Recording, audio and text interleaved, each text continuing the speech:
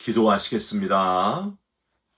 하나님 감사합니다. 오늘도 독생자를 주시기까지 우리를 사랑하신 하나님과 함께 하루를 출발하게 하신 것을 감사드립니다. 주님의 오심을 간절히 사모하며 이 대강절에 주님 앞에 나와 엎드려 기도와 찬송으로 하루를 시작하오니 하루 종일 구원받은 기쁨으로 충만하게 채워 주시옵소서. 모든 염려와 근심이 다 떠나가게 하시고 하나님만이 주시는 평안과 위로와 힘을 얻는 이 시간이 되게 하여 주시옵소서. 우리 기도 들으시고 응답하시는 예수 그리스도의 이름으로 기도 올리옵나이다. 아멘. 오늘 말씀은 마태복음 7장 7절부터 12절까지의 말씀입니다. 구하라 그리하면 너희에게 주실 것이요 찾으라 그리하면 찾아낼 것이요 문을 두드리라 그리하면 너희에게 열릴 것이니 구하는 이마다 받을 것이요 찾는 이는 찾아낼 것이요 두드리는 이에게는 열릴 것이니라. 너희 중에 누가 아들이 떡을 달라 하는데 돌을 주며 생선을 달라 하는데 뱀을 줄 사람이 있겠느냐. 너희가 악한 자라도 좋은 것으로 자식에게 줄 알거든 하물며 하늘에 계신 너희 아버지께서 구하는 자에게 좋은 것으로 주시지 않겠느냐. 그러므로 무엇이든지 남에게 대접을 받고자 하는 대로 너희도 남을 대접하라. 이것이 율법이요 선지자니라. 아멘. 오늘은 마태복음 7장 7절부터 12절까지의 말씀으로 하늘 백성의 분별과 신뢰라는 제목의 말씀을 함께 나누고 기도하는 시간을 갖겠습니다. 12월부터 마태복음 말씀을 새벽마다 이렇게 묵상하시면서 우리에게 너무나 익숙한 구절들을 군데군데 많이 발견하게 됩니다. 바라기는 너무 익숙해서 그냥 대충 이런 뜻이구나 하지 마시고 다시 읽으시면서 또 다른 하나님의 마음이 숨겨져 있는지를 진지하게 살펴보시고 은혜 받으시고 새로운 교훈을 얻는 저와 여러분이 되시기를 주님의 이름으로 부탁드립니다. 오늘 본문 역시 아주 익숙한 말씀이에요. 누가 봐도 몇 번을 반복해서 묵상해 봐도 구하라 하고 시작하는 것을 보니까 이는 당연히 기도에 대한 말씀이구나 그렇게 생각하셨을 겁니다. 근데 저는 오늘 본문을 읽고 묵상하면서 조금 다른 차원이 있음을 발견하면서 묵상을 하게 되었습니다. 우선 저는 참 마음이 쓸쓸했어요. 오늘 본문을 읽으면서 첫 번째 단어 구하라 라는 그 말씀을 따라서 이름을 구하라 라고 지은 유명한 가수가 있었어요. 배우이면서 유명한 가수였던 이 연예인이 6년 전에 2019년에 한국에서 스스로 극단적인 선택을 하고 말았습니다. 이 사실은 제 둘째 딸이 이 구하라라는 연예인하고 비슷하게 생겼다고 해가지고요. 기분이 참 좋았는데 응원하는 마음도 있었는데 이름도 성경에서 지었기 때문에 너무 인상적이었기 때문에 참 좋았는데 이런 안타까운 소식을 듣게 되니까 더 마음이 아팠습니다. 모르긴 몰라도 이 연예인의 이름을 구하라라고 지은 그 부모님의 마음이 얼마나 아프셨을까. 분명히 하나님께 기도하면서 쓰임받는 인생이 되기를 바라면서 이름을 이렇게 지었을 텐데 갑작스런 아주 충격적인 죽음의 소식에 부모님들이 얼마나 지금까지 힘든 시간을 보냈겠습니까? 제가 오늘 본문을 통해서 나누고 싶은 마음, 바로 그게 부모님의 마음, 우리의 영적인 부모님 되시는 하나님의 마음입니다. 함께 나눴으면 좋겠어요. 단순히 기도하면 구하기만 하면 다 내어주시는 하나님 말고 정말 하나님이 기도하는 우리를 보시면서 어떤 마음을 가지고 계실까? 그걸 함께 깊이 생각해 보시고 그 하나님 마음에 합한 자가 되시고 그 마음에 합한 자의 삶을 살아가시기를 기도한 대로 이제 그 삶을 살아가시기를 주님의 이름으로 부탁드립니다. 우선 우리는 오늘 본문에서 표면적으로 아주 특이한 부분이 있는 것을 같이 생각해 볼 필요가 있습니다. 바로 기독교의 황금률이라고 부르는 12절이에요. 무엇이든지 남에게 대접을 받고자 하는 대로 너희도 남을 대접하라. 이 12절 앞에 7절부터 11절과 붙여서 보느냐, 아니면 뒤에 13, 14절과 이 12절을 연결해서 보느냐, 이것 때문에 학자들의 의견이 나누어졌습니다. 많은 학자들이 7절과 11절과 이 12절을 붙여보는 것이 더 타당하다, 그 더 깊이 있는 의미를 가진다 하는 의견이었기 때문에 오늘도 12절까지로 묵상할 본문을 끊기는 끊었는데, 막상 우리에게 익숙한 기도하라 하는 내용의 11절까지와 12절을 연결시키려고 하니까 좀 안 어울리는 듯 하지 않습니까? 아니, 전혀 안 맞는 연결인 것도 같습니다. 기도하라 하는 것하고 남을 대접하라. 여러분, 이게 연결이 잘 되십니까? 그냥 아멘 하면은 다 연결됩니까? 제가 오늘 본문을 단순히 기도하면 하나님이 다 들으신다라는 구절이 아니라 하나님의 마음을 헤아리면서 오늘 본문을 묵상하시자고 한 이유가 바로 여기에 있습니다. 하나님의 마음, 그 깊으신 마음을 묵상하면 12절과의 연결이 아주 분명해지기 때문입니다. 최종 결론이 어떻게 남을 대접하라 라고 결론 지어지는지 한번 잘 살펴보시기를 부탁드립니다. 좀 더 구체적으로 본문에서 우리가 얻을 수 있는 첫 번째 교훈은요, 자식이기 때문에 정말 좋은 것을 주시는 아버지 하나님이심을 깨달을 수 있다는 거예요. 9절과 10절에서 떡이나 생선은 분명히 좋은 겁니다. 나쁜 게 아니고 좋은 거잖아요. 배고픈 자녀에게 필요한 자녀의 배고픔을 해결하는 좋은 먹거리가 바로 떡이나 생선이에요. 그런데 떡이 아니라 돌 주고 생선이 아니라 뱀을 먹으라고 주는 부모가 과연 있겠느냐. 부모라면 분명히 떡과 생선, 그것도 아주 최상의 상품으로 좋은 떡과 생선을 자녀에게 주지 않겠느냐. 그러니까 하나님도 우리가 7절에 구하고 찾고 문을 두드리면 주시는데 아주 좋은 것, 최고의 것을 주신다. 얼마나 좋은 말씀입니까? 이 말씀 그대로 믿고 구하고 찾고 문을 두드리시면서 좋은 것을 주시는 하나님의 손길을 체험하시기를, 하나님의 역사를 체험하시기를 주님의 이름으로 부탁드립니다. 이삭이 눈이 흐려지고 죽을 날이 가까워 올 때에 에서를 불러가지고 사냥을 해와라, 축복해 주려고 했던 그 순간을 여러분 기억해 보십시오. 아버지의 짠한 마음, 죽기 전에 제일 좋은 것, 아버지가 줄 수 있는 최고의 것을 주고자 하는 마음이 느껴지지 않습니까? 그런데 더한 자식 사랑이 바로 이 이삭과 에서의 이야기를 엿들은 이삭의 아내인 리브가에게서 느껴집니다. 둘째 아들 야곱을 더 사랑했던 리브가 야곱에게 뭐라고 합니까? 아버지에게로 들어가라, 에서인 척 해라 하면서 했던 말, 너희의 모든 저주는, 네가 혹시 받을 모든 저주는 내게로 돌려라. 여러분, 이게 얼마나 눈물 나는 표현입니까? 자식, 사랑하는 자녀를 위해서 저주를 다 기꺼이 받아들이겠다는 거예요. 이삭보다도 더한 자식 사랑의 모습. 그런데 이런 이삭의 자식 사랑보다도, 리브가의 자식 사랑보다도 더 큰 자식 사랑, 자녀 사랑, 정말 그보다 더 큰 자녀 사랑이 없는 최고의 사랑, 뭘까요?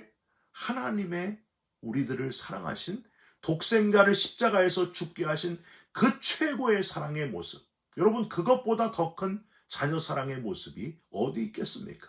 하나밖에 없는 독생자를 십자가에서 달려 죽게 하심으로 저와 여러분을 하나님의 자녀로 삼아주신 하나님의 자녀 사랑이야말로 최고의 사랑이라고 하는 거예요.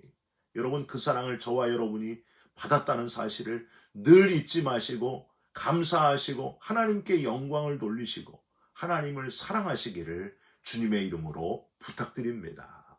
여러분, 이 대강절에 우리에게 이 하나님의 자녀 사랑, 저와 여러분을 사랑하셔서 독생자를 보내신 그 사랑이 회복되셔서 큰 기쁨의 대강절이 되시기를 주님의 이름으로 축원드립니다. 가장 좋은 것을 주신 하나님께 감사하는 이때가 되시기를 간절히 부탁드립니다. 두 번째로, 자녀에게 돌을 주고 뱀을 주는 부모가 정말 있다 하는 사실을 또한 묵상하셨으면 좋겠습니다. 예수님은 설마 이런 부모가 있겠느냐 하고 예를 드셨는데요. 성경에는 잘 드러나지 않지만 자식을 몰렉신에게 바쳤던 누구예요? 암몬 족속도 있었고요.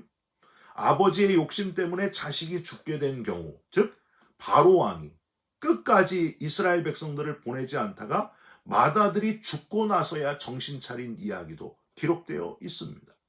아합 왕과 이세벨의 딸이었던 아달랴라고 하는 여왕 된 그 할머니는 자기 손주들을 다 죽이고 왕이 되는 그런 일도 있었습니다.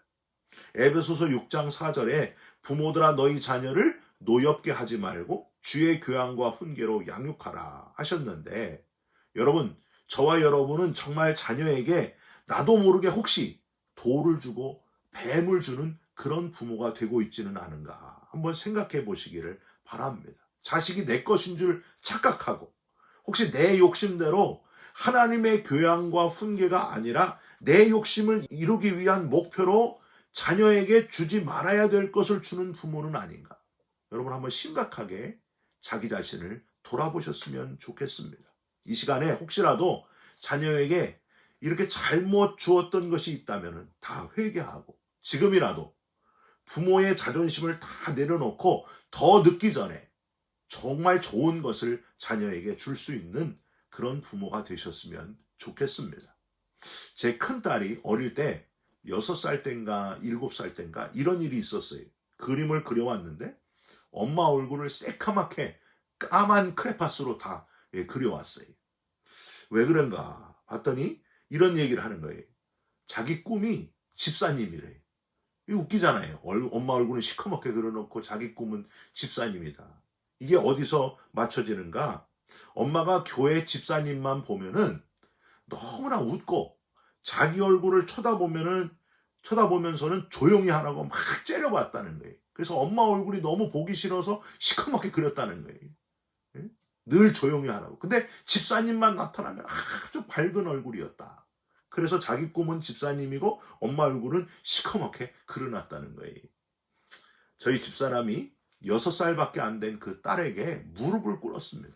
유빈아, 정말 미안하다. 엄마가 잘못했어. 앞으로는 그렇게 하지 않을게 하면서 정식으로 사과했습니다. 그때부터 아이가 다시 좋아지더라고요. 사랑하는 성도 여러분, 우리가 자녀를 가르치는 게 아니고 자녀가 우리의 선생님이 되는 때도 많이 있다고 하는 거예요. 세 번째로, 자녀에게 떡을 주고 생선을 주는 부모만 되지 마시기를 바랍니다. 자녀에게 자녀가 원하는 대로 다 주기만 하는 것, 그것도 좋은 게 아니에요. 어릴 때부터 안 되는 것 없이, 컨트롤 없이 교훈이 아니라 달라는 거 다 해주면은요, 자기밖에 모르는 이기적인 자녀가 될 수밖에 없습니다. 여러분, 성경의 대표적인 제사장 3명, 자식이 다 잘못된 길로 갔다고 하는 사실을 여러분 알고 계십니까? 아론 제사장의 아들 나답과 아비후는요, 다른 불을 여호와 앞에 들이다가 불에 타 죽었습니다.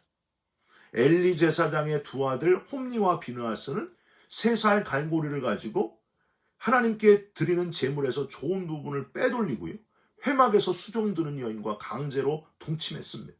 결국 하나님의 법궤만 들고 전쟁에 나가면 이기는 줄 알고 들고 나갔다가 법궤는 빼앗기고 엘리는 의자에서 뒤로 넘어져 뇌진탕으로 죽고 비느하스의 아내는 아이를 해산하다가 죽어서 아들 이름이 이가봇이다. 하나님의 영광이 떠났다. 그러니까 집안이 다 몰살하고 말았습니다. 사무엘도 두 아들 요엘과 아비야, 뇌물을 받고 판결을 굽게 함으로 엉뚱한 길로 걸어갔습니다. 이렇게 대표적인 제사장 3명의 자녀들이 전부 다가 하나님 앞에 바로 서지를 못하고 엉뚱한 길을 가고 말았다고 하는 거예요. 자녀들 스스로 하나님을 직접 체험하도록 하는데 실패했기 때문이었습니다.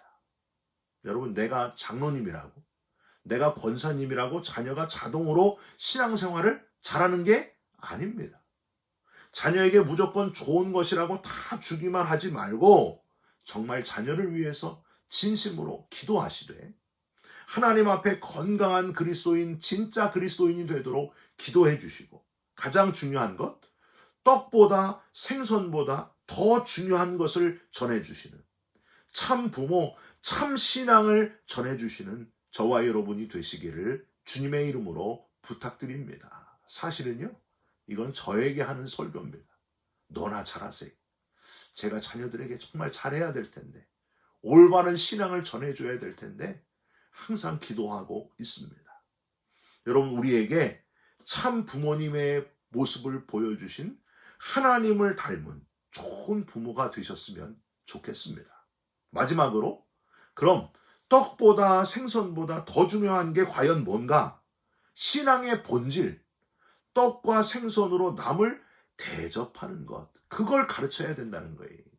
12절, 무엇이든지 남에게 대접을 받고자 하는 대로 남을 대접하라 하는 말씀대로 섬김, 철저한 낮아짐과 섬김으로 대접하는 것, 내어주는 그 사랑, 그게 복음의 본질이요 기독교의 정신입니다. 그런데 그냥 대접하는 게 아니, 내가 먼저 엄청난 큰 갚을 수 없는 하나님의 사랑을 받았음을 깨닫는 그 상태가 될 때에 다른 사람을 대접할 수 있다는 겁니다. 진심으로 대가 없이 대접할 수 있다는 거예요. 하나님이 우리를 사랑하셔서 하나밖에 없는 독생자를 이 땅에 보내주셔서 십자가에 달려 죽게 하심으로, 물과 피를 다 흘려 죽게 하심으로 철저히 나누어 주시고 우리를 구원하신 그 대접하심의 모습을 보여주었기에, 그 사랑을 받았기에 우리도 그 사랑에 감격해서 다른 사람을 진심으로 대접하게 되는 것, 이게 기독교의 황금률이고 오늘 본문 12절의 본질이라고 하는 거예요. 여러분, 다른 사람을 섬기고 대접하는 것, 내가 선해서 그런 게 아니에요. 너무나 받을 수 없는 엄청난 큰 사랑을 받았기 때문에 진심으로 다른 사람을 대접하고 사랑하는 예수님 같은 그런 삶을 살아가는 우리의 자녀들, 그리고 저와 여러분들이 다 되시기를 주님의 이름으로 축원드립니다. 기도하겠습니다. 하나님, 하나님의 마음을 알기를 원합니다. 그 마음에 합한 자가 되기를 원합니다. 기도할 때마다 좋은 것을 주시는 아버지이심을 깨닫고 감사드립니다. 우리의 자녀들에게 떡과 생선을 주는 부모가 되게 하여 주시옵소서. 그냥 떡과 생선이 아니고 복음의 본질이 전해지기를 원하오니 독생자를 주신 그 큰 사랑이 뜨겁게 전해지게 하여 주옵소서. 그 큰 받은 사랑 때문에 대접하는 자, 베푸는 자가 되게 하여 주시옵소서. 이미 받은 사랑이 너무 커서 감사해서 주고 또 주는, 나누어 주는 그리스도인의 삶을 살아가게 하여 주시옵소서. 예수 그리스도의 이름으로 감사하며 기도하옵나이다. 아멘. 하늘에 계신 우리 아버지여, 이름이 거룩히 여김을 받으시오며 나라가 임하시오며 뜻이 하늘에서 이룬 것 같이 땅에서도 이루어지이다. 오늘 우리에게 일용할 양식을 주옵시고 우리가 우리에게 죄진 자를 사하여 준 것 같이 우리 죄를 사하여 주옵시고 우리를 시험에 들게 하지 마옵시고 다만 악에서 구하옵소서. 나라와 권세와 영광이 아버지께 영원히 있사옵나이다. 아멘. 사랑하는 성도 여러분, 우리를 자녀 삼아주신 하나님께 감사하고 자녀에게 제일 좋은 것을 주되 우리를 위해 독생자를 보내주신 하나님의 사랑을 꼭 전달해주는 좋은 부모가 되시기를 주님의 이름으로 부탁드립니다. 여러분 사랑합니다. 축복합니다. 감사합니다.